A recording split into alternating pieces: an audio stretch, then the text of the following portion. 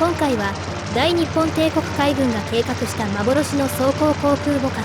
海大砲型について詳しく解説していきます。帝国海軍の空母技術の集大成ともいえるこの艦はどのような目的で計画され、どのような性能を持っていたのでしょうか。ベースとなった航空母艦大砲海大砲型の歴史を語る上で、まずはそのベースとなった空母大砲について触れる必要があります。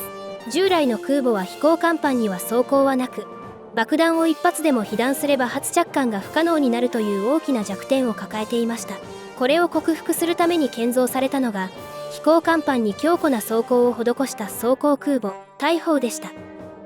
大砲の飛行甲板には20ミリの鋼板に加えて75ミリの装甲が備えられており、この装備によって主要区画において500キロ爆弾の直撃に耐えることができる性能を獲得していました。戦闘力を長く維持することが期待できる装甲空母は機動部隊の大きな戦力となるはずでした。しかし残念ながら大砲の艦船としての評価は芳しくありません。待望の新鋭空母として1944年3月7日に竣工した大砲ですが、マリアナ沖海戦において潜水艦アルバコアが発射した1本の魚雷を受けると、その後大爆発を起こして沈没してしまったのです。重装甲を施したにもかかわらず、たった1本の魚雷で失われてしまったことは設計上の問題であると指摘されることが多いのです。海大砲型のルーツでは、海大砲型はこの大砲の戦訓を取り入れて改良が施された空母だったのでしょうか。実はそうではなく、そのルーツは昭和16年1941年の丸5計画にまで遡る必要があります。この丸5計画では以降海軍で建造される大型空母は重装甲を標準とすることが示されており、装甲空母という発想はさまざまな試行錯誤の上にたどり着いた設計の一つの答えであったと言えます。その後ミッドウェー海戦での敗北を受けて丸5計画が海丸5計画へと改められると、海大砲型空母は合計5隻建造されることが決定したのです。海大砲型のスペックと外観。それでは海大砲型はどのようなスペックを持っていたのでしょうか。海大砲型はあくまで大砲の比較的小規模な設計改正型ですが、基準排水量はおよそ3万トン規模へとやや大型化しています。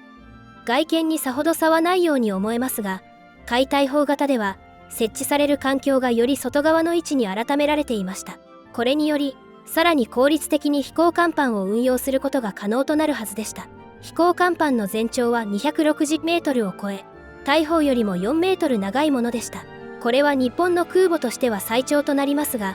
実際の運用においてその差による影響はほとんどなかったと考えられます。もとより大砲は大型空母としては広角砲が6機と少なく、中型空母程度の数にとどまっていました。しかし海大砲型では広角砲が8機に改められるなど武装の強化が図られています。なお広角砲は大砲と同様に新鋭の超実産地連装広角砲が搭載される予定でした。機銃も増設されており、艦首方向の機銃用に新たにスポンソンが設けられるなどの違いがあります。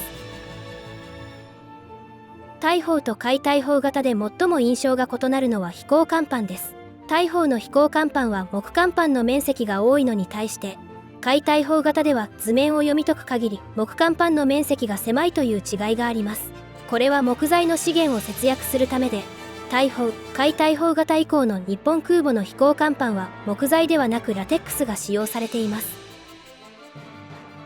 このように大砲型の設計を小規模に改正したと言われる海大砲型は外見上は異なる点も多く、プラモで再現することが印象の割には難しい艦であるとも言えるでしょう。防御面と構造の評価。海大砲型は大砲に比べても速力や防御面で大きな差はありません。飛行甲板の防御区画は大砲と同様に500キロ爆弾の急降下爆撃に耐えることが可能でしたが、あくまでも前部エレベーターと後部エレベーターとその間の空間のみで、前面の飛行甲板に分厚い装甲があるというわけではありません。ただ海大砲型では350キロ程度の策略を持つ魚雷への対策が見直され、水中防御は強化されています。また海大砲型は大砲と同様の密閉型の格納庫を持つ空母でもありました。密閉型の格納庫であったことは大砲の喪失の大きな理由であり、ミッドウェー海戦で失われた4空母もいずれも密閉型の格納庫を持つ空母として設計されていました。このため一般的にこの構造は高い評価を受けていません。ただ日本の空母が爆弾に脆弱であったのは復元性を考慮するなどして格納庫を極端に軽量化したことが大きな理由です。密閉型の格納庫自体は日本近海の気候条件を考慮すれば妥当であり、決して間違った設計であったとは言えないでしょう。幻の空母となってしまった理由。総じて海大砲型は日本の空母の決定版ともいえる性能を持っており、艦自体の性能を比較すればアメリカの空母エセックスクラスにも十分に対抗可能であったと考えられます。しかし戦局の悪化により海大砲型空母の建造を行うことは極めて困難な情勢となっていきます。海丸5計画で5隻の建造が計画された当初、一番艦は1943年に起工し、1947年から1948年に竣工する予定でした。しかしより工期の短い運流型空母の建造が優先されたことで、海大砲型の一番艦である第5021号艦の起工予定は1944年にずれ込む見込みとなってしまいます。さらに1943年には海大砲型5隻の建造は全て中止となってしまい、より速やかに前線へ投入できる空母が優先して建造されることになりました。こうして日本の空母の完成形とも言われた海大砲型は一度もその姿を現すことなく幻の航空母艦となってしまったのです。皆様大変お久しぶりでございます。諸事情にて長い間お休みを取らせていただいておりました。今年も宮前さんデコーリ隊を何卒よろしくお願いいたします。さて、大砲と似ているようで結構違う海大砲型は合計5隻が建造される予定でした。もしこれら艦が竣工したらどんな艦名になっていたと思いますでしょうか。ぜひコメント欄で皆さんのご意見をお聞かせくださいませ。ということで本日の動画は以上となります。こういった分野に興味がございます方は我がチャンネルの登録もよろしくお願いいたします。それでは皆様次の動画でお会いいたしましょう。さよなら、バイバイ。